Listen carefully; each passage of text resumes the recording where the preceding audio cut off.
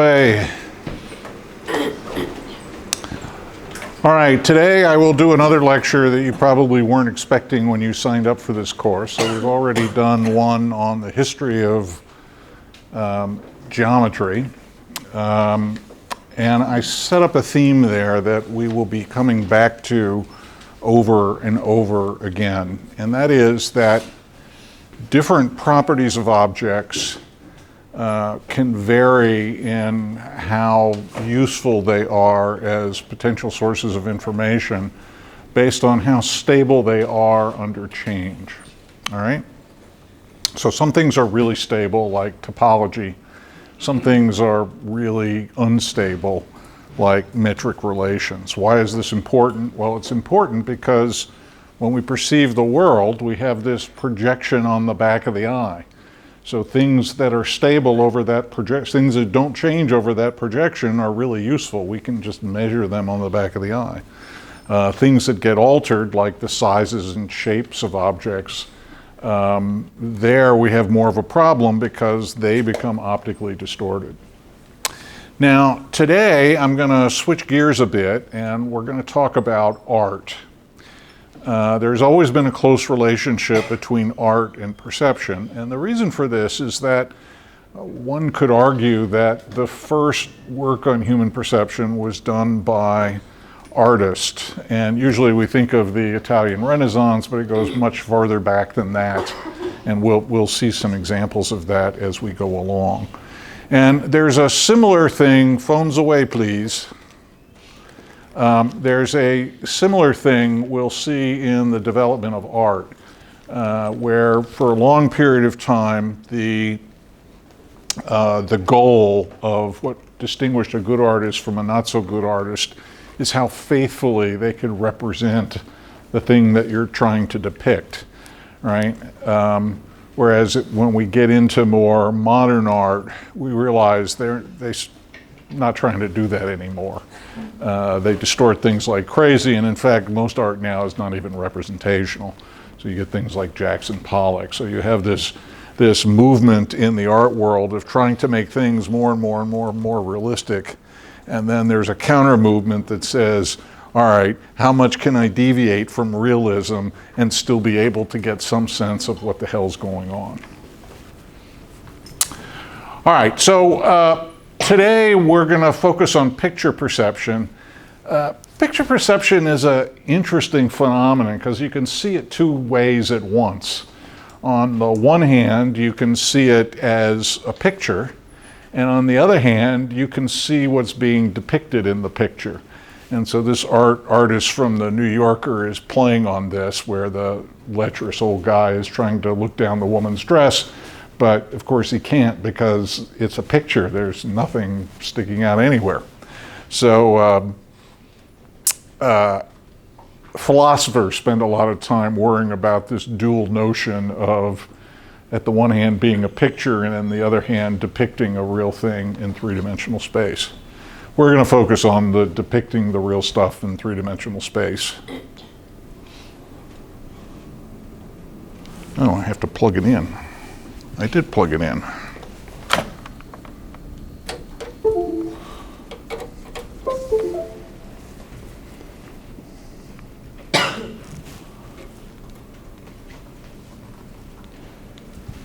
Why isn't this working?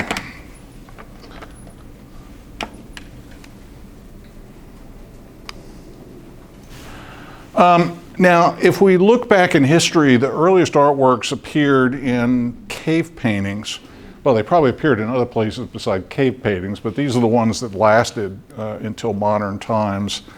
So this is an example from painting in France in 33,000 BC. Now, this cave is particularly interesting because it's filled with drawings. There's no light in there at all. It's really hard to get to. And so historians have speculated, why the hell would they want to paint pictures there? There probably was some religious purpose for it, but nobody knows. This is annoying. All right, I'm stuck over here. Here's an example from Egyptian art. This is around 1400 BC. Notice they're definitely capturing what's going on here. The primary source of information they're using is just simply occlusion. Remember, we talked about a lot about occlusion a couple of weeks ago. So you have the one cow blocking another cow, and then here you have the man whose bottom half is blocked by the cow. So the depth that you're seeing in this scene is primarily coming out because of occlusion relationships. Here's another example from Greek art. You get very similar style. Oh no, this is another New Yorker cartoon trying to depict what the artist might do when they were painting a scene like that. Here's an example from Greek art. These are the Pista panels from 530 BC, tomb in 480 BC, and again, you're always seeing people from the side. It's very characterized that way. And the main source of information about depth is occlusion. There's no perspective in here at all. I haven't defined that yet, but I will shortly. So in the earliest paintings from antiquity, the way they would size things is based on the importance of the subject.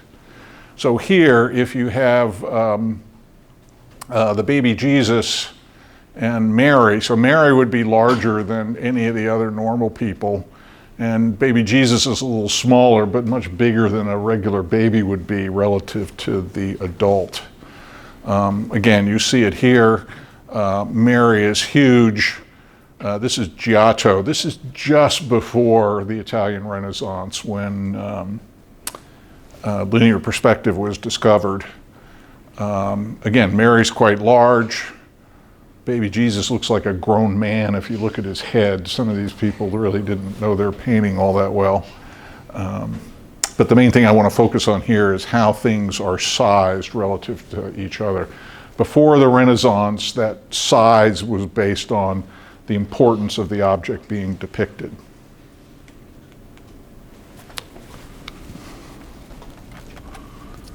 And that brings us to linear perspective. Huge discovery by a Italian architect, artist, by the name of Filippo Brunelleschi. How many of you have taken a course in art drawing? Any of you?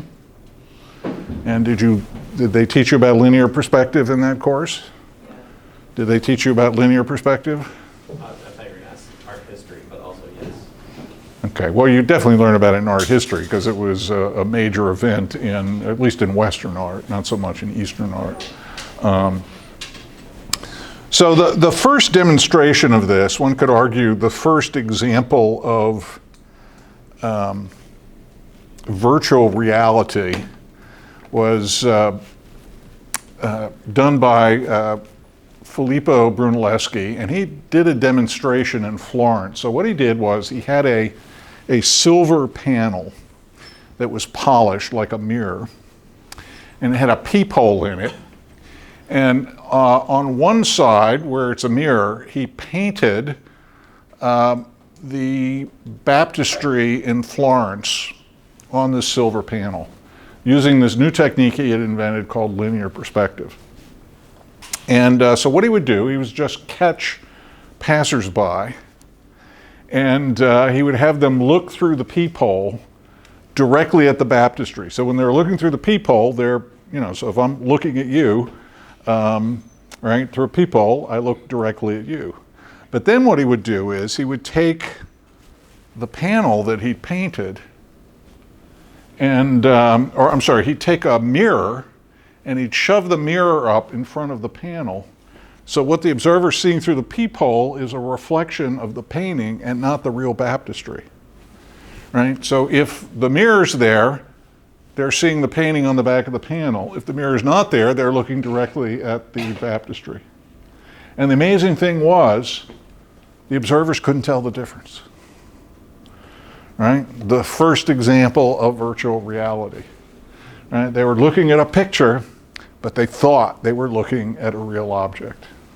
because of his skill in painting. Now, the reason he was able to do that was because of a technique called linear perspective that I will explain to you in a second.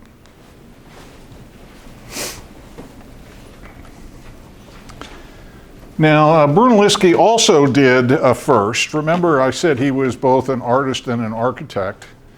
And how many of you watch or have watched those shows on HGTV where they come in, they've got this kitchen that's falling apart, and the designer says, I'll put cabinets over here, I'll take out this wall, and then on the computer it says, here's what it'll look like when I'm done. Have you all seen those shows? Right, so the cool part is when they say, here's what it'll look like when I'm done. Oh, and they say, and it'll cost you $2,000, which is totally ridiculous. More like $200,000, but that's neither here nor there. All right, the very first guy to ever do that was Filippo Brunelleschi. So he was applying for a commission to build the Church of Santo Spirito, and so he sent in his plans, and along with the plans, he included this, which is a drawing of what the church would look like after he had built it. Right? So the first guy to do that computer, and here's what it'll look like when I'm done, that's Brunelleschi is the first guy to do that. Here, by the way, is a photograph of the actual church. All right, so he nailed it pretty closely. So what makes this linear perspective? Somebody who's had the course. So you had drawing? What is it that makes, how do you know this is a linear perspective drawing?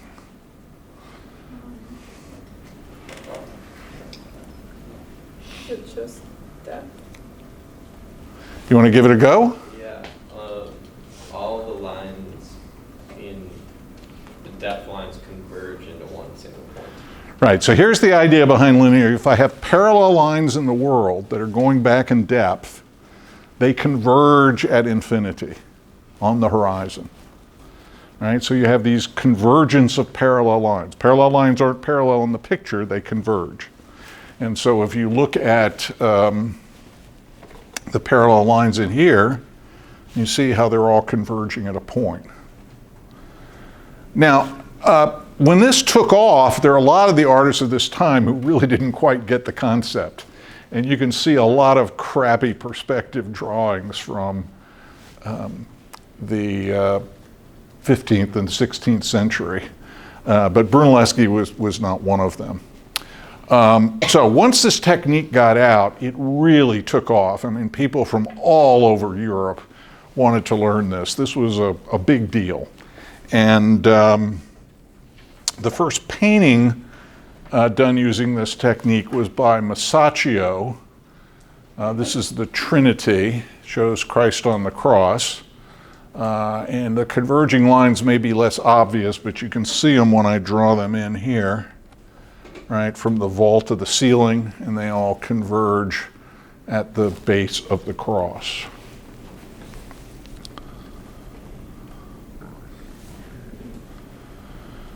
Now, to help them do this,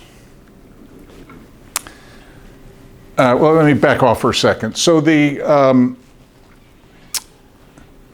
Leon Battista Alberti published a treatise on perspective, right? So this was he was the first guy to actually write it down, to document how you do it. And that's what let things take off. And he's also the guy who canned the word perspective. So perspective comes from the Latin word meaning perspectiva, which means to view through something. And the idea is that you're drawing a surface of the painting as if it's a window and you're looking out at the world. And it was that insight that allowed them to make devices to help artists pull this off. And so here's an example. This is a woodcut by Albrecht Dürer in the 1500s. Dürer was a master of perspective. And so notice what's going on here. The artist has his eye at a fixed point, and he's looking through this screen that has a grid on it, and then he's also got a grid on the paper that he's drawing on. And so what he would do is he would mark the coordinates on the window to the corresponding coordinates on the grid. And this was an aid that he would use then to draw a correct perspective of what's going on. And these kinds of things were really popular early on in the 1500s and 1600s. There's a debate even about some really famous artists who, it's been argued, use helpful devices like this, which I'll talk about in a second. Here are a couple of other examples, again, where you would look through a peephole through the screen that has coordinates on it, and then you would copy that on the paper that has a similar grid, and so you would draw points at corresponding locations, and that would help you do the correct perspective. Here's a couple of other examples. Man drawing a lute from the 1500s, Hieronymus Rodler from 1531. Here he really is looking through a window, presumably in a chapel somewhere. And again, you look, the paper has the grid on it, which is allowing him to establish that point-to-point correspondence. So this is how they did it back in Renaissance times, before they learned the tricks that they taught you, which is draw a horizon, have the lines converge at a vanishing point. We'll come back to that in a bit.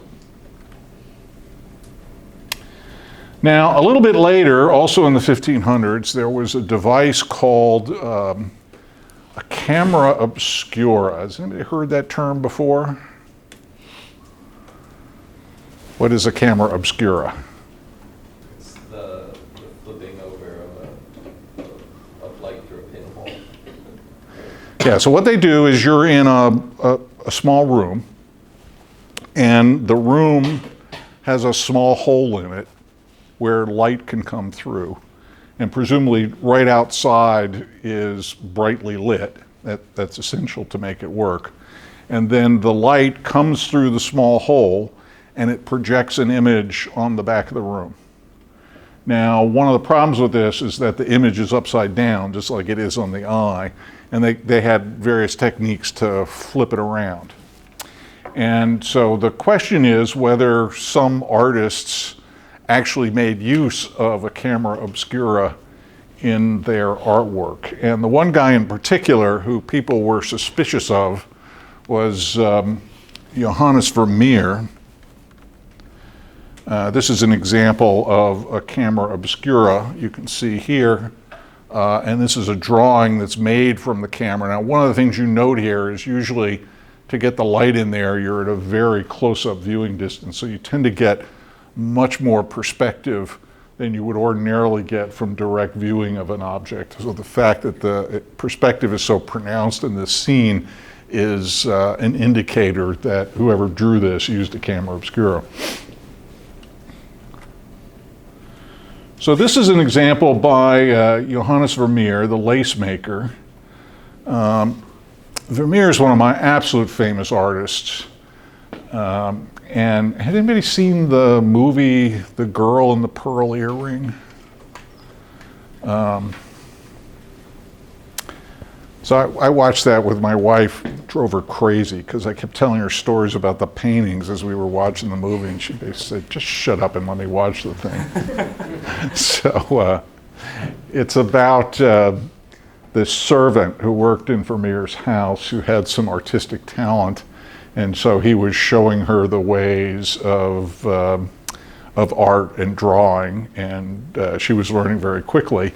And one of the most famous paintings is of this young maid in the house.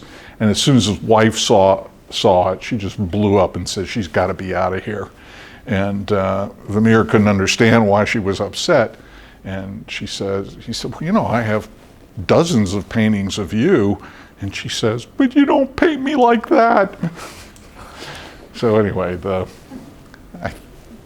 I'll show you that painting in a different lecture, but if you look it up, you'll see it. It's very iconic. I was in the museum in The Hague one time where they have a whole room full of Vermeers.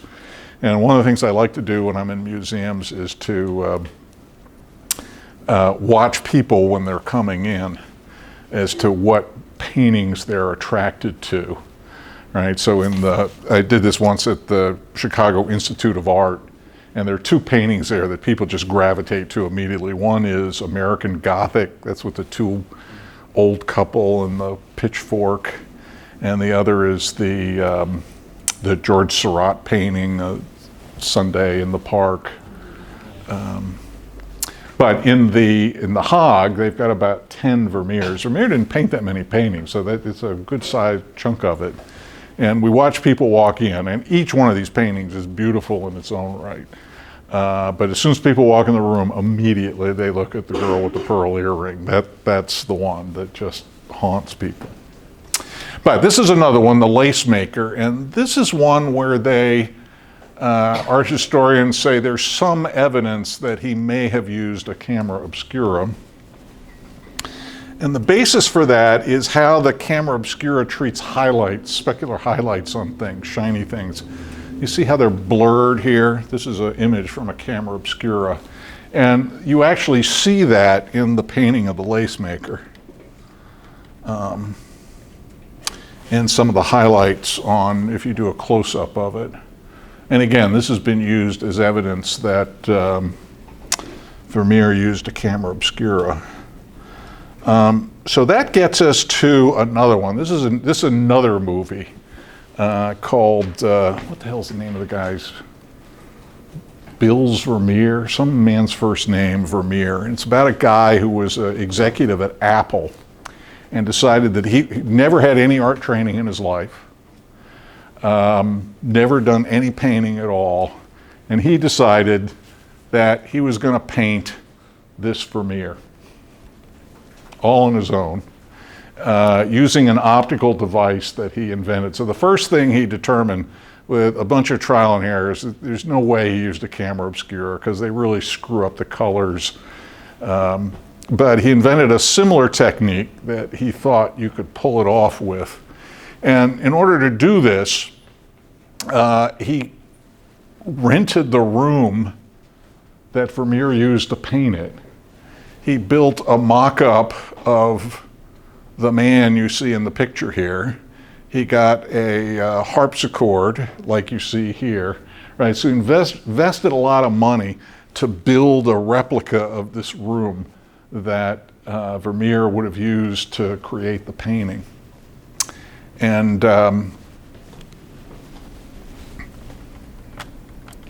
so here's his mock-up. So this is the actual painting, and this is the room that he created, and this is the executive from Apple who's looking at the room.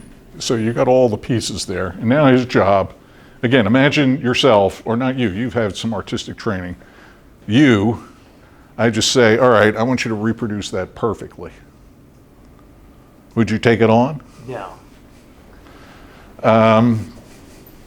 This was also sponsored by the magicians Penn and Teller, apparently good friends with this guy. So anyway, here he is with his optical device that he's using to, in tiny small regions of the room, he can project that on the campus, and it's just like when you paint by number when you were a kid. He's doing the same thing, trying to create this Vermeer thing from the real room. And there he is with the final product with Penn and Teller, with his own Vermeer. That original Vermeer painting, by the way, would probably be worth $50 million or more, right? And he has this hanging over his bed at home. It took him a year to do it.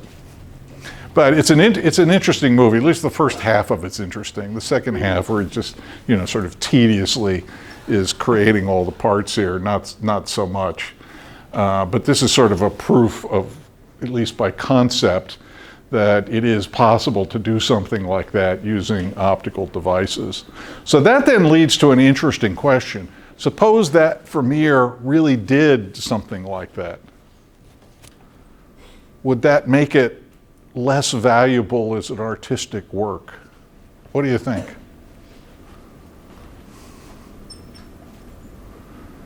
Would that make you less impressed by Vermeer or more impressed by Vermeer? Yeah. Well, I mean, it's like he has applied a technology to produce this art. So I feel like art, it's more about the emotion of the images that they provoke.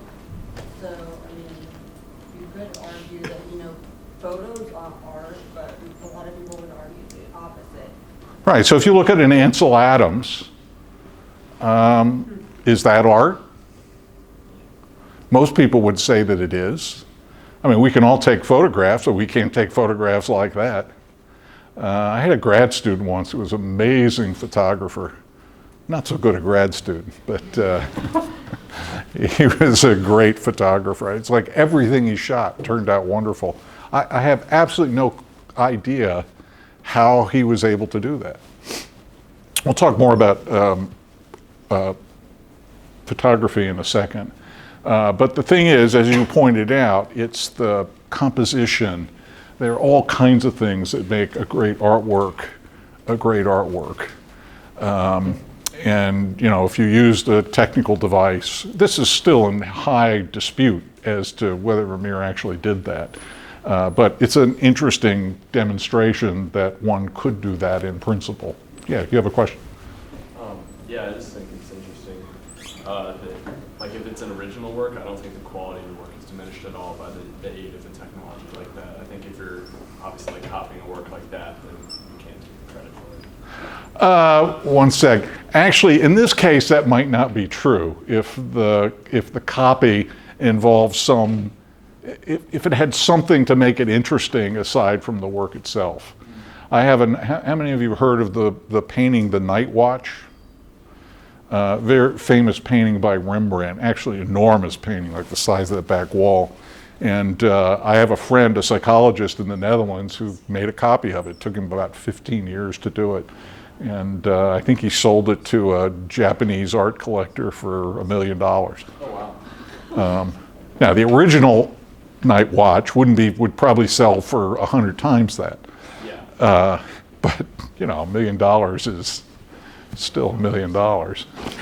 Yeah, you had a question. Yes, so we're talking about valuations of this art. Why give more than $50 for a piece of art, let alone something that somebody painted 1,600 years ago, or not 1,600 years ago, but in the 1600s? Like, Well, that's a good question. I mean, art buyers will spend money.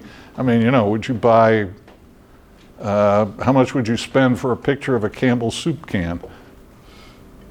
I wouldn't spend any money on this. I'd go put it in the stock market. Well, that's a very famous painting, signed by Andy Warhol, almost certainly not produced by Andy Warhol. But, people pay what they want to pay for. Yeah. I just want to add a comment to that. I think a lot of times it's the idea that you own a piece of history. Same reason people buy antiques and collect Civil War weapons and stuff like that. You pay big money for that. You just feel like you are a part of that history somehow by having it. So I don't think. Yeah, there And I people. think art appreciates the value. The longer the artist has been dead for that same reason. So what determines the value of how many people are interested in buying it? I mean, basically. So some fakes can earn a lot of money if they're particularly good. It's hard to fake a great artist. They're great artists. But anyway, the point of this is not the idea of whether fakes are valuable or not. It's that the potential to use technological tricks to do it and whether that affects the value of the artwork. I don't care. Vermeer is still one of my favorite artists, and the same technology was available to everybody else, and if they could have done that much better, then they should have used it. But okay, so let's get to perspective the way they do it today. So when you had your course, is this what they taught you? You draw a horizon, you mark a point on the horizon, and then you have all the parallel lines here all converge on that point.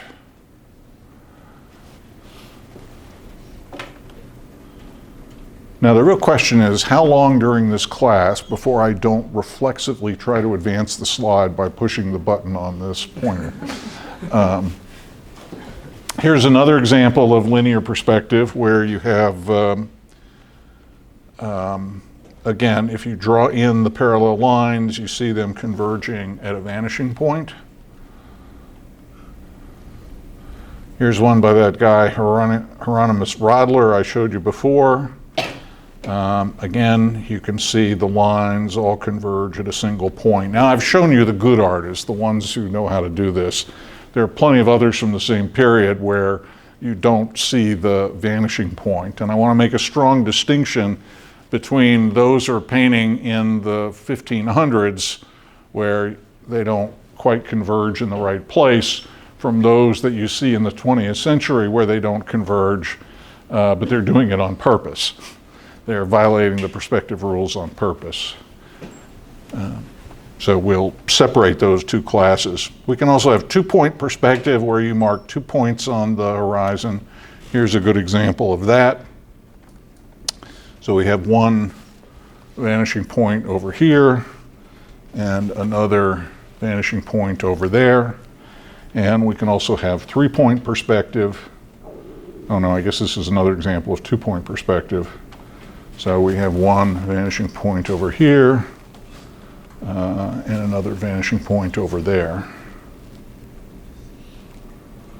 This is 3-point perspective. So vanishing point here, vanishing point there, vanishing point there, to paint this 3D chair with nice perspective drawing. And a good example of that is from one of my favorite artists, M.C. Escher.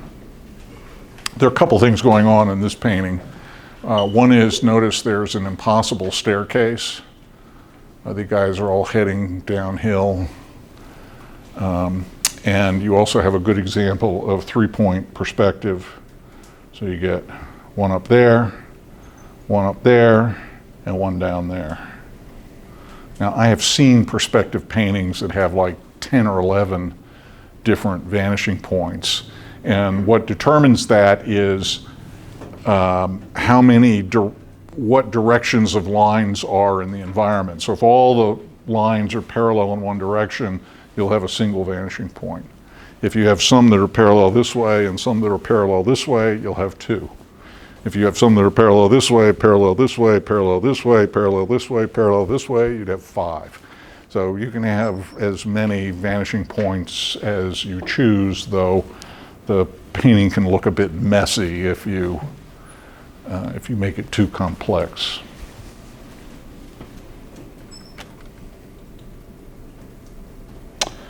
All right, so let's segue now to the 1830s. And another revolutionary, so linear perspective was invented in the middle of the 15th century, so the 1400s. And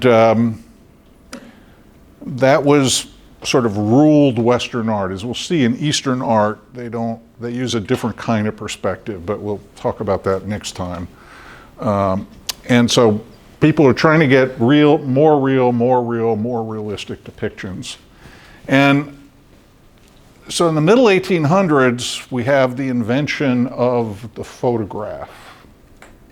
photography. And one of the earliest photography machines was called the daguerreotype, which was invented by a guy named Daguerre.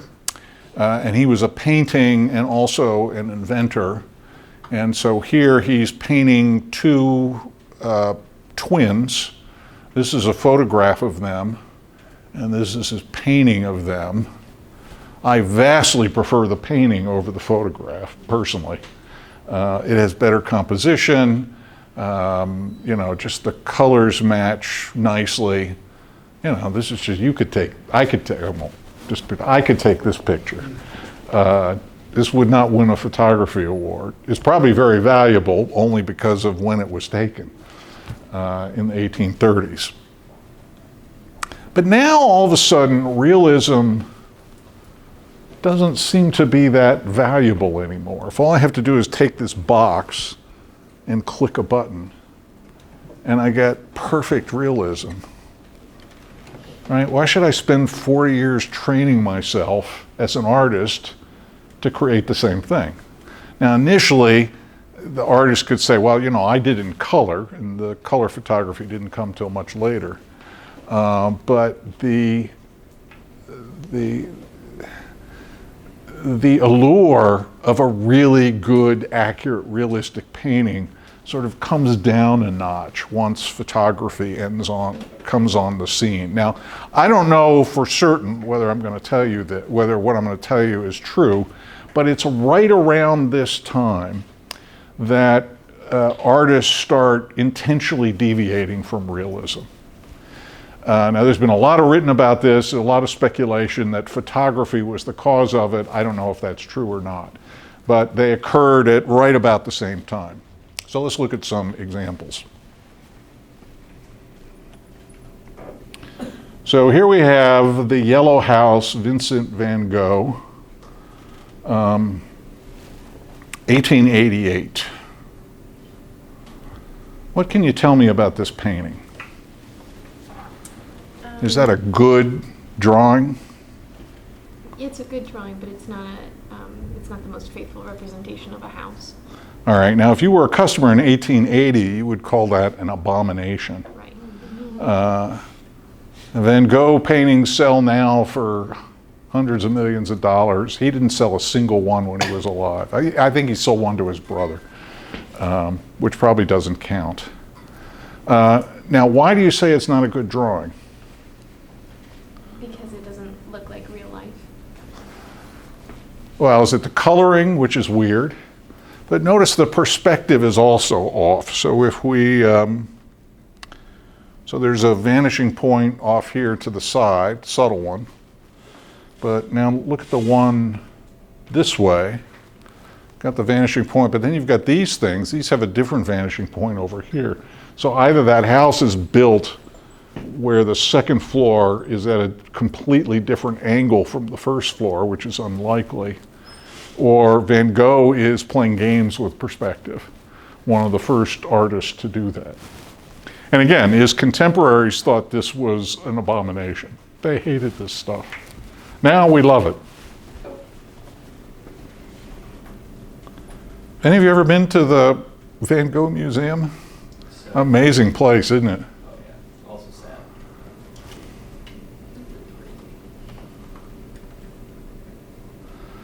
So here's another Van Gogh portrait of Eugene Bach. Here's a photograph of Bach. Here's Van Gogh's painting. Again, he's just distorting it in bizarre kinds of ways. You can see why people at the time might not like it. But he's one of the first artists to say, well, all right, I can paint this guy in a way that you can recognize him, but I'm not trying to be real. I'm creating weird distortions, but yet you can still identify him, right? So there's something about what defines Eugene Bach that's much more abstract than what you get with the perfect realism of a photograph. And Van Gogh is one of the first artists who's trying to play on that principle. Here's his Starry, Starry Night, probably his most famous painting. Actually, it's not Starry, Starry Night. That was the name of a song. It's Starry Night. I have a funny story about this. How many of you played the game Trivial Pursuit? So in this game, you have, they'll ask a question and you have to answer it. And so I have a friend from the Netherlands who was doing a postdoc in the United States, and he was playing Trivial Pursuit with his hosts.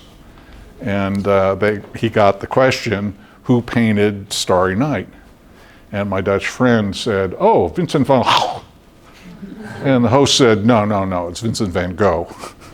And they refused to give him credit for his Dutch pronunciation of the Dutch artist. That's us Americans.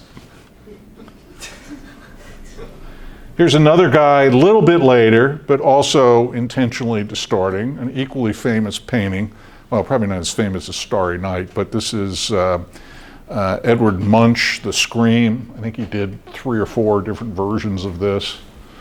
And again, this is not a real head. It looks sort of like a cartoon character. Again, this is the kind of things people are trying to play with. But he captures the emotion perfectly, right? So he's getting what he's trying to get, trying to represent in this painting, but he's doing it by distorting reality, right? He's not trying to have a faithful depiction of what's actually there.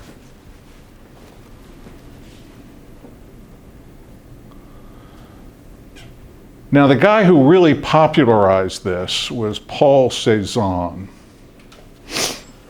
Is a little bit after Van Gogh. And so this is 3 different paintings of Mount St. Victoria. This is a photograph of it. This is a painting in 1885. It has sort of a impressionist kind of style to it, but you can see a little cubist tendencies in here. This is a more distorted version in 1897, an even more distorted version in 1903. All right, so what Cézanne is telling people, Cézanne is really explicit about this. Don't have any converging lines. Get rid of them altogether. And so he's playing on this thing where you have sort of convergence at random in the scene, and it still works nonetheless.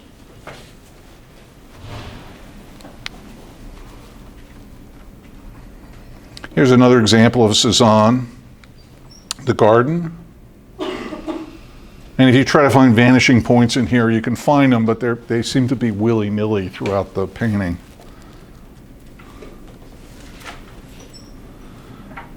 So here's another good example in 1907, Henri Matisse, The Blue Nude. Now, I should tell you a story about this particular period. So the guy who started this train rolling was Cézanne. So Picasso was distorting things intentionally, but the art world hated. The world wasn't ready for Van Gogh.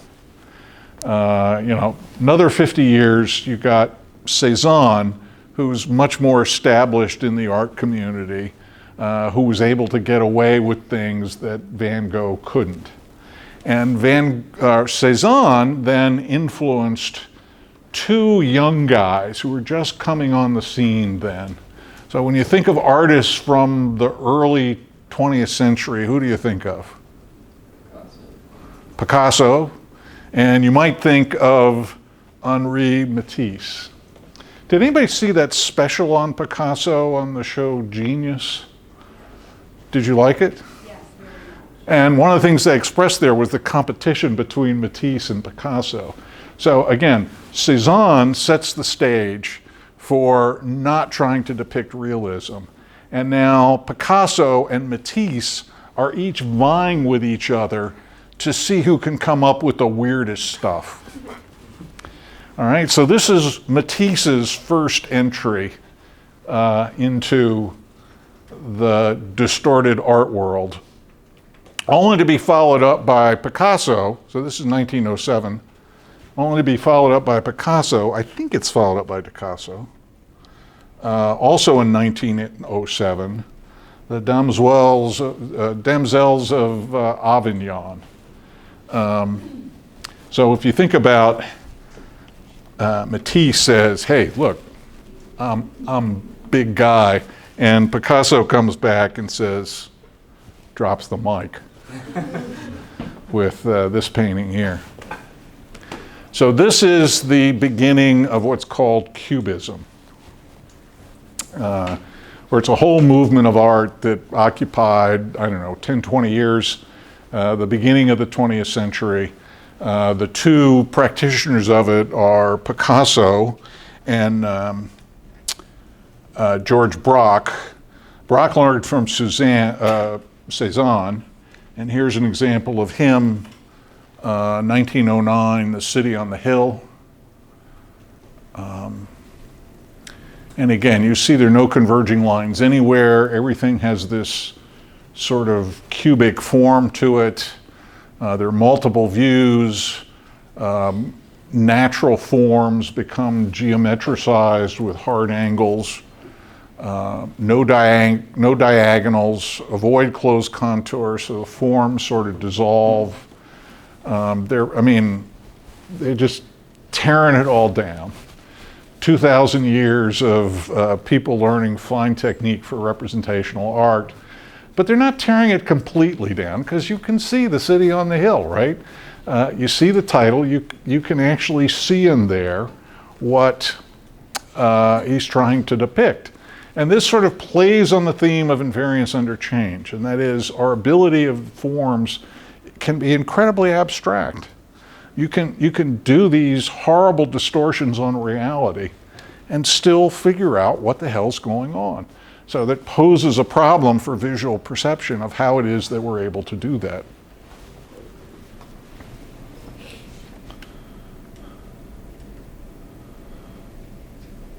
So here's another example of what's happening over a span of like 20 years at the beginning of the century. So how many of you have heard of Renoir? Right, so very famous Impressionist painter. Impressionism, by the way, was also controversial when it came out. The first Impressionist painting was just ridiculed by the art establishment, and the Impressionists had to get together and form their own showings because they couldn't get anybody to show the paintings.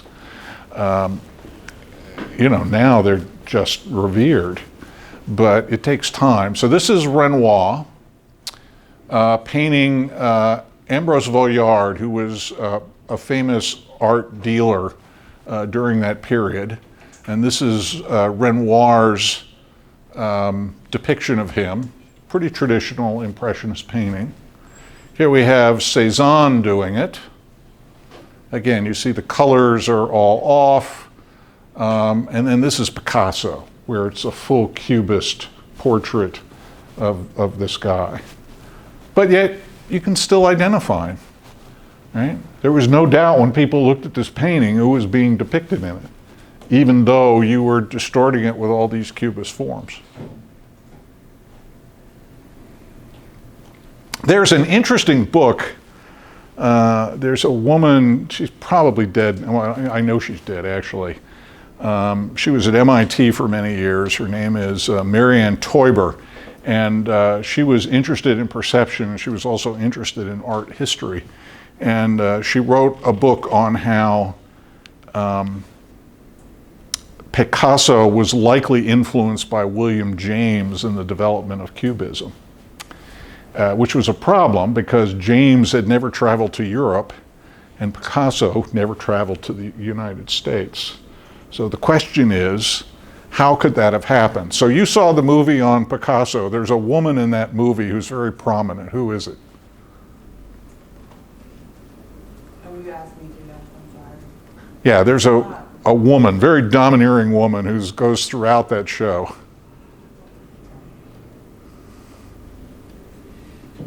I feel like I see the actress in my head. I can't remember. See, now I'm doing a mental. Is it like, Ruth something? So her lover was Alice B. Toklas. Oh, why can't I think of this? This is driving me crazy. Gertrude Stein. There it is. So Gertrude Stein, this is turn of the century, very avant-garde time. She was an avid collector, and all the artists knew her. And so Marianne Teuber's and Gertrude Stein was a student of William James in the US. And so Teuber's hypothesis is that what Stein did is show William James' textbook to Picasso And her evidence for this, which is really interesting, I saw her give a colloquium one time where she talked for like 2.5 hours in what was supposed to be an hour talk, and nobody left, where she would show a picture from William James's book, and then she'd show like 10 Cubist paintings, each more beautiful than the next, that were all a play on that image from William James's book, and then she'd do this over again with another image, right? So again, whether that's true or not, I have no idea, but the main point I want you to make here is that here we have 3 different depictions of the same guy with more and more distortion, and yet we can still identify the individual in the face of all those distortions. Now he's starting to get weird. So this is Picasso's Seated Nude. Again, you see it as a human figure. But we're getting more and more distortion. Picasso, a girl with a mandolin. So what would you pay for one of these? I think I like this, so, more than $50. What do you think you'd have to pay to get it? A lot more than what I would get. A couple million, probably, I don't know. Oh, this is worth much more than a couple of million. But yeah, In 2014, the Wexner art gallery here had the Wexner's private collection. It had like 6 or 7 Picassos, and it was really cool. yeah, Picasso's great. A lot of money. Depending on your, yeah, I think it's a little better if you understand the zeitgeist in which he's coming into existence, right? Art history can really help you enjoy art a bit more than if you're just coming at it without any knowledge. I always do this when I go to an art museum. If I see some painting that really captures my attention, first thing I do when I get home is read everything I can on that painting. And a couple times I've discovered some pretty amazing stuff, but we'll talk more about that later. Yeah. Now, he produced like an extravagant amount of paintings over his lifetime, right? Like more than. Oh yeah, many, many, many paintings, and he painted in many different styles. Cubism is probably 10 years of his career. And then he'd go on and do other things. Any other questions about this? I'm still reflexively hitting this button. All right, so once we get to this, people are going, okay, I can't beat that. And so then they started thinking, well, why represent anything at all? Right? Art doesn't have to represent stuff. We'll just put colors on the page.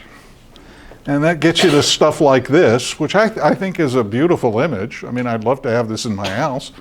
I wouldn't be able to afford it, but I like it. And the best example of this I can think of is Mondrian. How many of you have heard of Piet Mondrian? Raise your hand. What do you know about Mondrian? I know that he's Dutch, and that he used to, he did like the geometric compositions of the lines. The square things? But he used to do landscape paintings before that. We'll go through the transition. So Mondrian, as she pointed out, is a Dutch painter around the time of Picasso when he started out, early 20th century. And so I'm going to show you a sequence of Mondrian paintings over a span of like 15 years. And you'll see this amazing transformation that took place as we go from distorted representational art to who knows what the hell he's creating. So this is a tree, red tree in 1908. Here we have another tree, the gray tree in 1912. Now notice this is a bit distorted for a tree, but it's clearly a tree. A little kid could identify this easily. Here we're getting more distorted. It's becoming more geometricized, if that's a word. Right? You see all the different forms there, but you get the essence of the tree, the vertical lines of the trunk, and the sort of random directions of the limbs. Let's move a little forward. Again in 1912. Now he's making it even more abstract, but we still have the vertical trunk and the random directions of the branches. Again in 1912, now we're getting a little far out there. Still trees in blossom. He's calling this a tree. Again, you see the verticals down here and the more random directions up there, but getting more abstract as we go along. Now we're in 1912, 1913. He's got composition number 3, in parentheses, tree. Doesn't look much like a tree, but you sort of get it. Again, you see the verticals here and the more varied orientations up there. Now he didn't call this a tree anymore. Composition in blue, gray, and pink.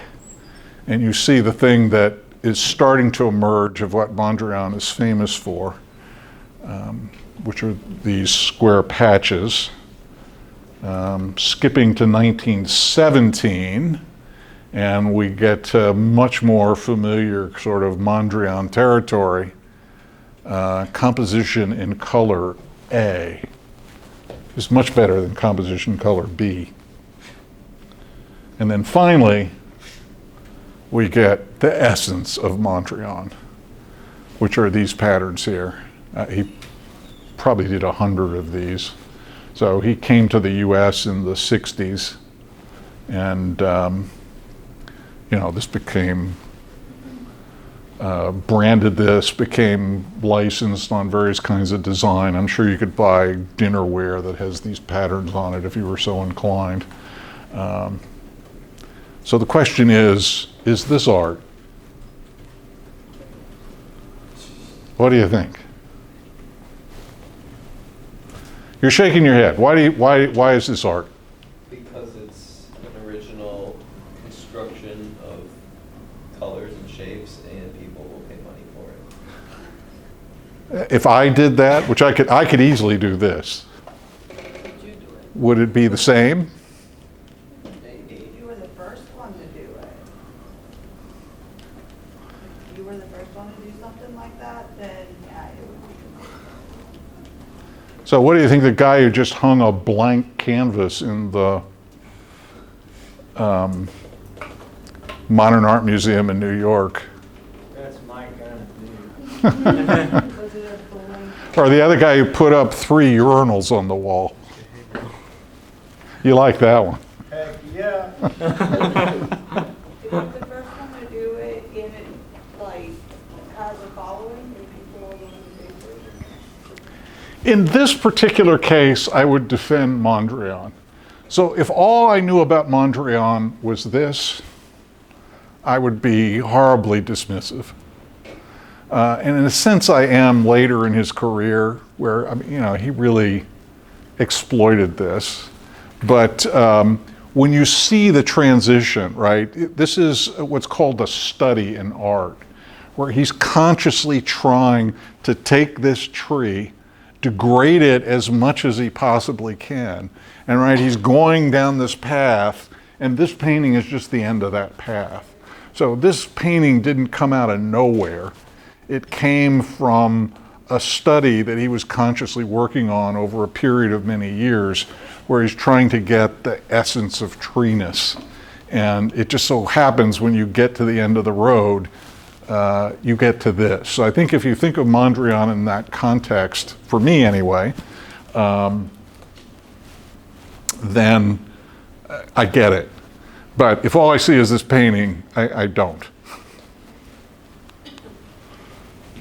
Any other comments on Mondrian? I was just gonna say that, if you look at Picasso's work too, he actually started out painting some beautiful realistic stuff, and then distorted his art, I guess, if you want to look at it as distortion over the process of his life.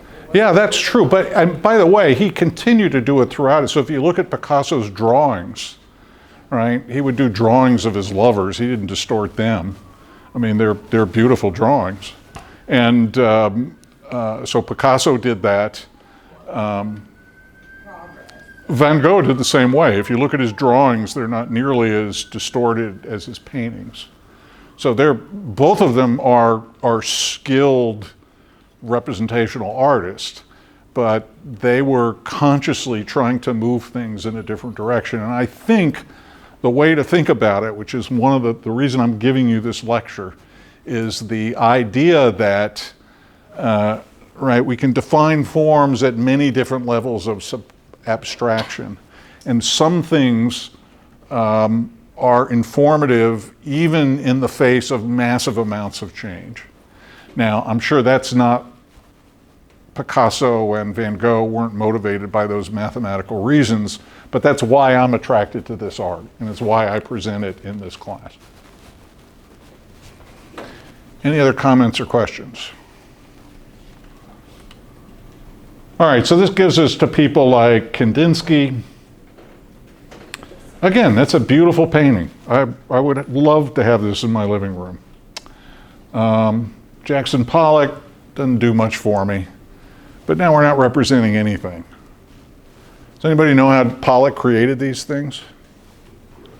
Isn't it, they put the canvas on the ground and then he like threw paint on it like really viscerally, like walking around? Yeah, so he would throw it in a particular way.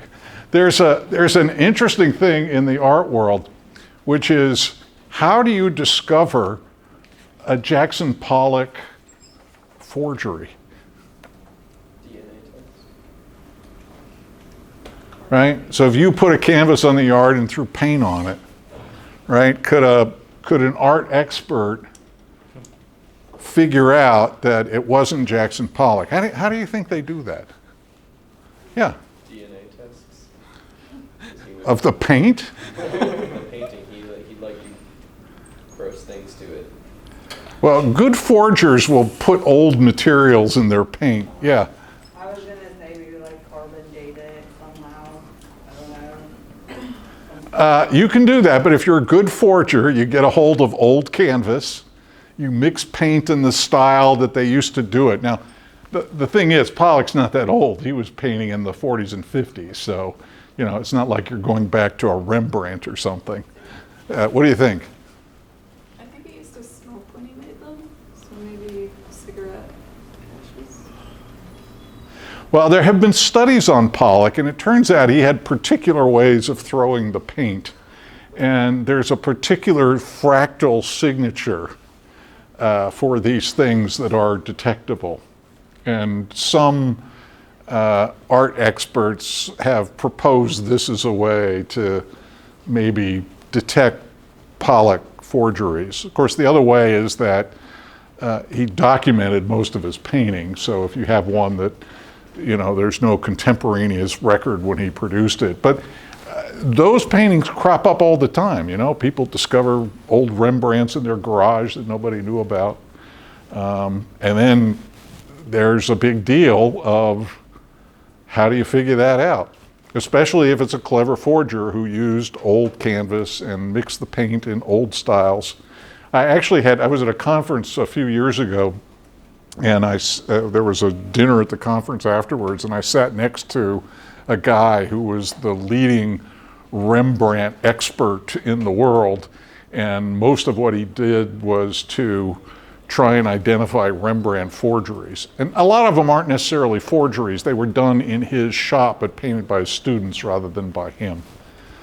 And so you can tell based on the techniques that would differ between Rembrandt and his students and forgers, et cetera. So, this is an interesting field to work in.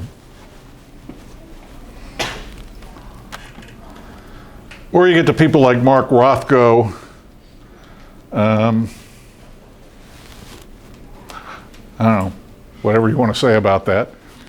But it's clearly not representational. Now, you have to be careful here. There, if you ever have a chance to go to Washington, D.C., there's a nice little museum there called the Freer Art Gallery. And they have a series of paintings by Whistler that you all think of Whistler's mother.